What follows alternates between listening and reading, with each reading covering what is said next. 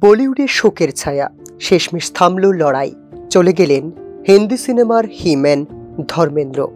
সোমবার দুপুর 1টায় প্রয়াত হন বর্ষিয়ান এই অভিনেতা। যদিও পরিবার এখনো আনুষ্ঠানিকভাবে মৃত্যু সংবাদ ঘোষণা করেনি, তবে এশা দেওয়াল ও হেমা মালিনীকে পবন হংস শ্মশানে দেখা যাওয়ার পর থেকেই দুঃখের খবর ছড়িয়ে পড়ে সিনেপাড়ায়। গত কয়েক সপ্তাহ ধরেই অসুস্থ ছিলেন 87 বছর বয়সী ধর্মেন্দ্র। নভেম্বরের মাঝামাঝি তার মৃত্যুর গুজবও ছড়িয়েছিল, যা স্পষ্টভাবে নাকচ করে পরিবার। হাসপাতালে চিকিৎসার পর আবার বাড়ি ফিরেছিলেন অভিনেতা, কিন্তু সেই লড়াই আর শেষ পর্যন্ত সফল হলো না। ফিনিক্স পাখির মতো বারবার ফিরে আসা হলেও এবার আর ফিরা হলো না এই তারকার। 1935 সালে পাঞ্জাবের লুধিয়ানায় জন্ম ধর্মেন্দ্রের। শৈশবে পড়াশোনার প্রতি তেমন ঝোঁক না থাকলেও সিনেমার প্রতি আগ্রহ ছিল প্রবল। দিলীপ কুমার ও মতিলালের অভিনয় তাকে স্বপ্ন দেখায় রূপলী পর্দায় নায়ক হওয়ার। আর্থিক অনটনে যুবক বয়সে মাঠে ঘাটে কাজ করলেও মন থেকে হারিয়ে যায়নি সেই স্বপ্ন। পরিবারের চাপে 19 বছর বয়সে বিয়ে হলেও স্বপ্নের পথে থেমে থাকেননি তিনি। 1958 সালে ফিল্ম ফেয়ার ট্যালেন্ট হান্টে অংশ নেওয়ার পর বদলে যায় তার ভাগ্য।